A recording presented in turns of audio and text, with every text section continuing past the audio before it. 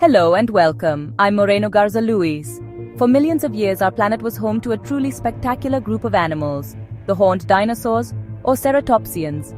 These magnificent herbivores roamed the ancient landscapes of the late Cretaceous, their heads adorned with an astonishing variety of horns, frills, and bosses. They were the great titans of their time, powerful yet peaceful creatures that navigated a world filled with colossal predators. Their story is one of evolution, adaptation, and survival in a world that was constantly changing, a world we can now only glimpse through the fossil record. When we think of horned dinosaurs, one name almost always comes to mind: Triceratops. With its three iconic horns and massive bony frill, it has captured our imaginations for generations, a symbol of the age of dinosaurs. But the family tree of the Ceratopsians is far richer and more diverse than just this one famous member. Triceratops was but one branch on a vast and sprawling lineage. It had an entire family of cousins, each with its own unique and often bizarre headgear, each adapted to its own corner of the prehistoric world. Today we will embark on a journey back in time, a family reunion of sorts, to meet some of Triceratops' most remarkable relatives. We will travel across the ancient continent of Laramidia to witness these creatures in their natural habitats, to understand how they lived, what they ate, and how they defended themselves. From the spiky Styracosaurus to the enigmatic Torosaurus, we will uncover the incredible story of this great dinosaur dynasty. So join me as we explore the world of the horned dinosaurs. Our journey begins in what is now Alberta, Canada, some 75 million years ago. Here, in the lush subtropical coastal plains, we meet our first cousin, Styracosaurus. Its name, meaning spiked lizard, is a fitting description for one of the most visually striking of all horned dinosaurs. It is a creature of formidable appearance, a living fortress of bone and keratin that commands respect from any animal that crosses its path. At first glance, it shares the familiar family build, a robust four-legged body, a powerful beak, and a frill at the back of its skull. But it is the ornamentation of this frill that truly sets Styracosaurus apart. It is not a solid shield like its famous cousins, but a crown of enormous dagger-like spikes. 4 to 6 of these formidable horns, some reaching nearly 2 feet in length, radiate outwards from the edge of its frill. This spectacular display is a testament to the power of evolutionary pressure. The frill and its spikes were likely not primarily for defense against predators like the tyrannosaurs that shared its world. While they would have presented a daunting obstacle, their main purpose was almost certainly for display. This was a billboard, a statement of identity and fitness. Imagine a herd of Styracosaurus moving through the dense cycad forests. The males, with their larger and more elaborate frills, would have used this incredible headgear to compete with one another. They would engage in ritualistic displays, locking eyes, showing off the size and symmetry of their spikes to establish dominance and win the right to mate, much like modern deer use their antlers. The single, long horn that protrudes from its nose, however, was a different matter entirely. This was a weapon. Pointed, powerful, and positioned for maximum effect, it was a formidable tool for self-defense. A charging Styracosaurus, head down, could inflict a grievous wound upon any predator foolish enough to attack it head-on. It was a clear and unambiguous warning to all. The sheer weight of this cranial arsenal was immense. The skull of a Styracosaurus was a masterpiece of biological engineering, with fenestrae, large openings in the frill, that reduced its weight without compromising its visual impact. This allowed the animal to carry its spectacular crown without being unduly burdened, a perfect balance of form and function. The colors of this display can only be guessed at, but it is likely they were vibrant. Patterns of reds, yellows, and blues might have adorned the frill, making each individual unique. These colors would have been flushed with blood during displays, intensifying their effect and communicating the animal's mood and health to its rivals and potential mates. Life for Styracosaurus was a constant balancing act. It had to find enough low-growing vegetation to fuel its large body, all while keeping a watchful eye for danger. The herd provided safety in numbers, a collective of eyes, ears, and horns. The young would have been kept in the center, protected by a ring of adults.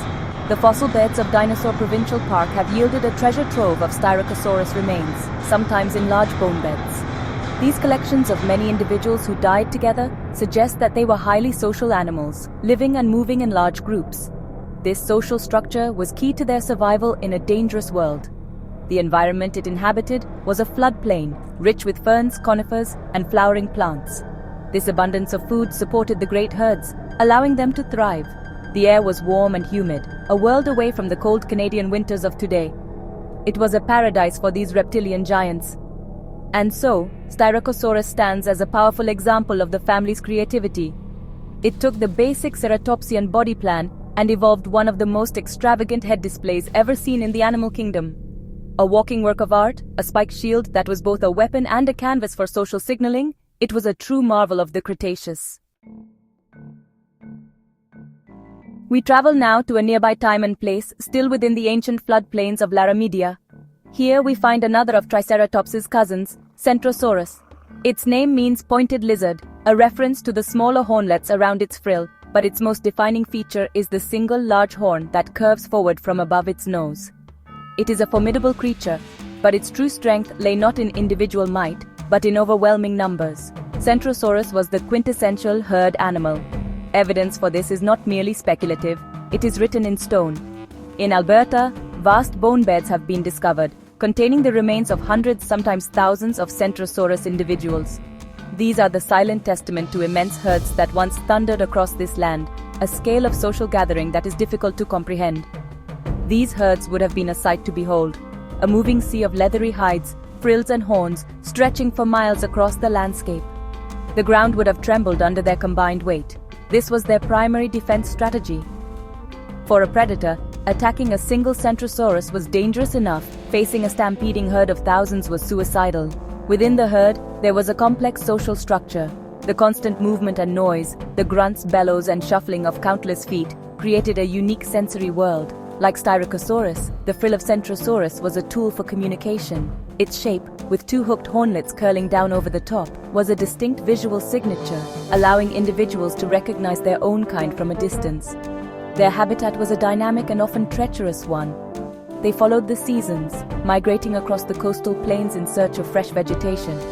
Their journey would have taken them across wide, slow-moving rivers.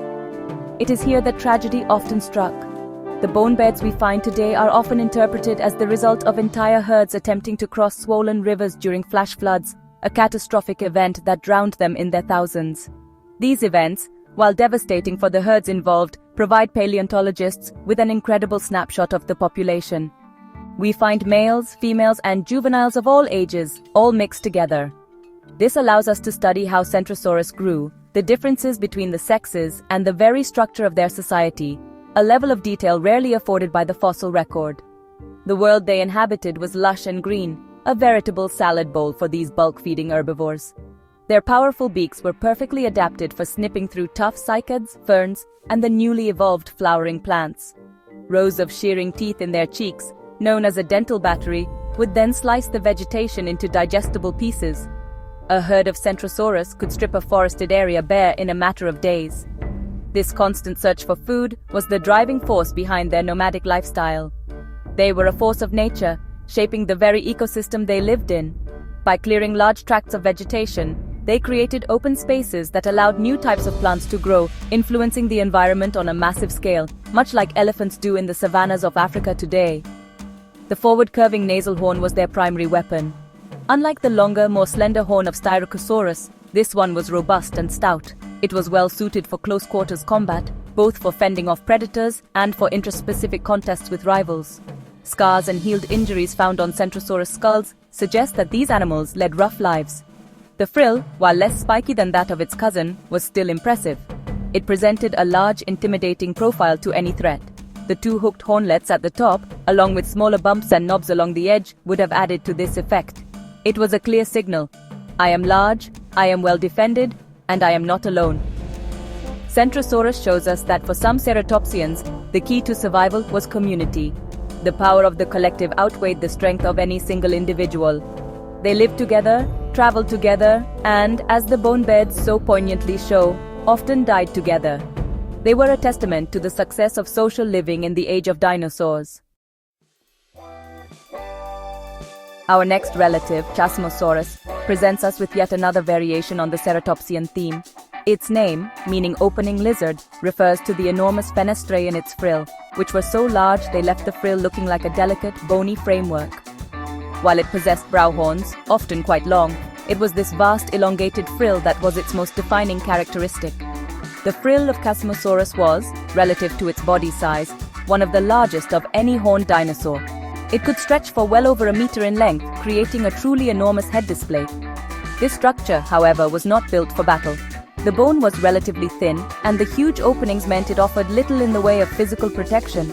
Its purpose was almost entirely visual. This was display taken to an extreme. The skin stretched over this bony frame would have been a canvas for intricate and vibrant patterns. We can imagine males competing for mates not through physical combat, but through a contest of visual splendor. They would have flushed their frills with blood, creating dazzling shifting patterns of color to signal their health and genetic quality. Living alongside its more robustly built cousin Centrosaurus, in the wetlands of late Cretaceous North America, Chasmosaurus likely occupied a slightly different ecological niche. This may have been reflected in its diet. As a dedicated herbivore, its entire life revolved around finding and consuming vast quantities of plant matter to sustain its multi-ton body. The world of 76 million years ago was a botanical paradise. There were no grasses, but there was a rich tapestry of other plants. Chasmosaurus, with its broad, powerful beak, was a non-selective feeder. It would have browsed on low-growing vegetation, using its beak to crop ferns, cycads, and primitive flowering plants with powerful, clean snips. Once inside the mouth, the real work began. Like all advanced Ceratopsians, Chasmosaurus possessed a dental battery. This was a remarkable adaptation, where teeth were continuously replaced and stacked in vertical columns, forming a single large shearing surface. As the teeth wore down, new ones from below would cycle up to take their place, ensuring a sharp cutting edge throughout the animal's life. This efficient processing system allowed Chasmosaurus to tackle even the toughest and most fibrous of plant materials. It could consume parts of plants that other herbivores might have ignored, giving it a competitive edge. It was a highly effective eating machine, a reptilian lawnmower relentlessly fueling its massive frame. We can picture a Chasmosaurus moving slowly through the undergrowth, its great frill parting the foliage. It would spend the majority of its waking hours eating. Its digestive system, a series of large fermentation chambers, would have worked constantly to break down the tough cellulose, extracting every last bit of nutrition. Fossil evidence, including preserved skin impressions from one Chasmosaurus specimen, reveals that its hide was covered in large non-overlapping scales, with rows of even larger circular scales, or ossicles, arranged in patterns. This tells us that its skin was tough and durable, offering protection from biting insects and the abrasive foliage of its environment. While its frill was for show, the two horns above its eyes were very real weapons. In some specimens, these are long and formidable, curving gracefully upwards and outwards. They provided a crucial defense against the ever-present threat of tyrannosaurid predators. When threatened, a Chasmosaurus would lower its head, presenting a sharp and dangerous set of points to its attacker. Chasmosaurus demonstrates the incredible diversity in display strategies within the Ceratopsian family. While its cousins focused on spikes or robust horns, Chasmosaurus invested its evolutionary energy into creating a giant, lightweight billboard. It was a creature that prioritized visual communication, a beautiful and delicate giant in a world of brutes. As we move further north into the colder, more challenging environments of what is now Alaska and Alberta, we encounter a truly unique member of the family, Pachyrhinosaurus. Its name, thick-nosed lizard, hints at its most peculiar feature. Where most of its cousins had prominent horns on their noses or brows, Pachyrhinosaurus had something else entirely. A massive, flattened, bony growth called a nasal boss. This boss was a huge, thickened pad of bone, often rough and pitted in texture. It covered the area from its nose to just in front of its eyes. In life, it would have been covered by a thick sheath of keratin, much like the horns of a ram or the beak of a parrot. This was not a piercing weapon, it was a battering ram. The purpose of this structure has been the subject of much debate. The most compelling theory is that it was used for intraspecific combat. We can envision two rival males facing off, not to fence with pointed horns, but to engage in brutal, head-shoving contests.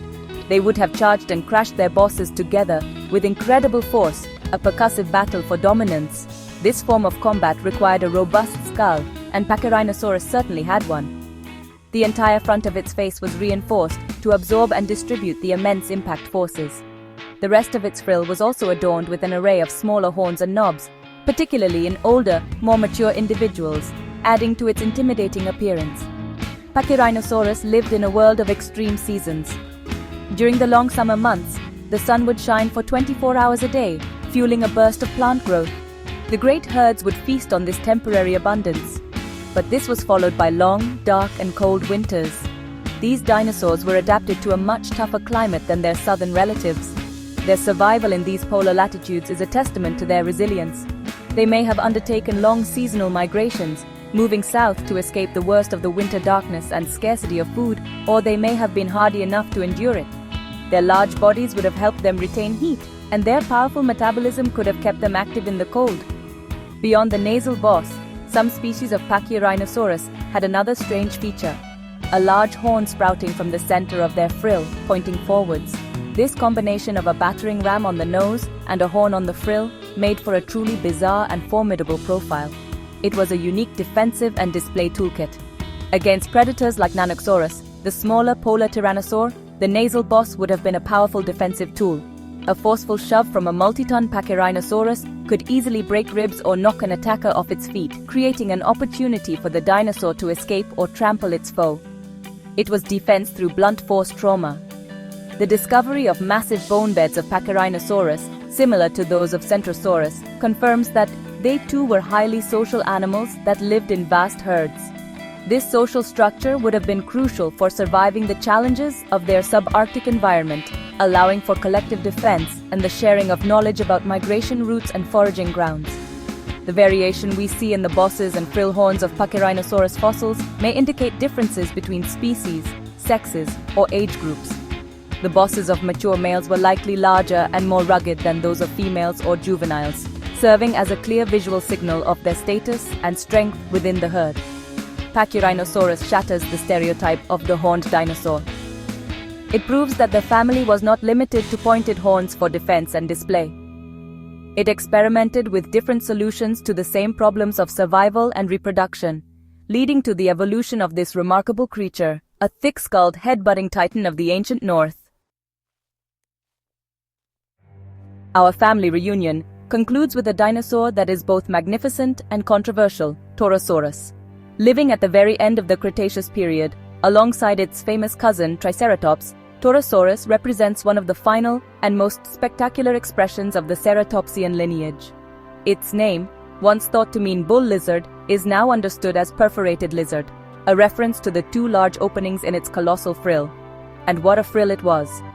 The skull of Torosaurus is one of the largest of any land animal that has ever lived, reaching up to 2.7 meters, nearly 9 feet, in length. The vast majority of this length was its enormous, shield-like frill. It was even longer and more expansive than the frill of Chasmosaurus, but unlike its earlier relative, it was bordered by thick, solid bone. For many years, Torosaurus was known from far fewer fossils than Triceratops, leading to a major scientific debate. Some paleontologists have proposed that Torosaurus is not a separate genus at all, but is in fact the fully mature, old adult form of Triceratops. According to this theory, as a Triceratops aged, its solid frill would begin to thin and develop the large openings, or fenestrae, characteristic of Torosaurus. This idea, known as ontogenetic morphing, suggests a dramatic transformation late in life. A young Triceratops had a small solid frill. As it grew into a subadult, the frill expanded massively. Then, in old age, it would transform into the Torosaurus morph, its frill becoming lighter and even more impressive as a display structure. This would mean the two are one and the same. However, the debate is far from settled. Other scientists point to evidence suggesting they are distinct animals.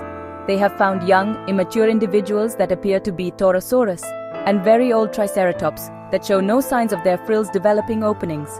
The anatomy of the frill bones also shows subtle but consistent differences between the two. Regardless of its exact relationship to Triceratops, Torosaurus was a true giant. It lived on the plains of western North America right up until the final moment of the Cretaceous. It browsed on the last generations of prehistoric plants under the shadow of the largest predator of all time, Tyrannosaurus rex. It was a contemporary to the end of an era. Its defense was formidable. Two long, powerful horns projected from above its eyes, similar to those of Triceratops, providing an effective deterrent to any predator. Its immense size alone would have made it a difficult target. But its primary feature, the great frill, was likely for display, a final grand statement in the Ceratopsian story of visual communication. Torosaurus, whether as a distinct genus or the final life stage of Triceratops, faced the same cataclysmic fate as all non-avian dinosaurs. A 6-mile-wide asteroid struck the planet, plunging the world into darkness. The impact winter that followed caused a global collapse of ecosystems. The plants that Torosaurus and its kin relied on withered and died. The great herbivores were the first to starve. Without them, the massive predators that hunted them soon followed. The age of dinosaurs, which had lasted for over 150 million years, came to an abrupt and violent end. The magnificent frills and horns of the Ceratopsians would never again be seen on Earth. The fossils of Torosaurus are a poignant reminder of what was lost. They are the remains of some of the very last of their kind, the culmination of tens of millions of years of evolution. They represent a lineage that had achieved incredible success, diversifying into a dazzling array of forms, only to be wiped out by a cosmic accident. The story of Torosaurus is the story of the end. It is a tale of grandeur and sudden extinction. It marks the closing chapter for the horned dinosaurs, a family that pushed the boundaries of biological form and created some of the most awe-inspiring creatures our world has ever known. From the spikes of Styracosaurus to the boss of Pachyrhinosaurus, from the great herds of Centrosaurus to the magnificent frills of Chasmosaurus and Torosaurus, the family of horned dinosaurs reveals a story of incredible diversity. They were not simply lumbering beasts. They were a dynamic and adaptable group that conquered a continent. Each unique set of horns and frills was an evolutionary solution to the fundamental challenges of life: to find food, to attract a mate, to defend oneself, and to raise the next generation in a perilous world. Their legacy is a powerful reminder that the world we see today is just one snapshot in the immense history of life on Earth. For millions of years, it was these creatures, not mammals, who were the dominant large herbivores. They shaped their ecosystems and evolved into an array of forms so varied it almost defies belief. Their extinction was not a failure of their design, but a testament to the immense power of forces beyond any creature's control. The story of the Ceratopsians is a lesson in both the creative power of evolution and the fragility of existence. Though they vanished 66 million years ago, their echoes remain, written in the language of bone. The fossils they left behind are windows into a lost world, inviting our curiosity and wonder. I encourage you to visit a museum, to look up at the skeleton of a Triceratops or one of its many cousins, and to imagine them as living, breathing animals. Their story is a vital chapter in the grand narrative of our planet, a story that is still being uncovered with every new discovery. Thank you for joining me on this journey.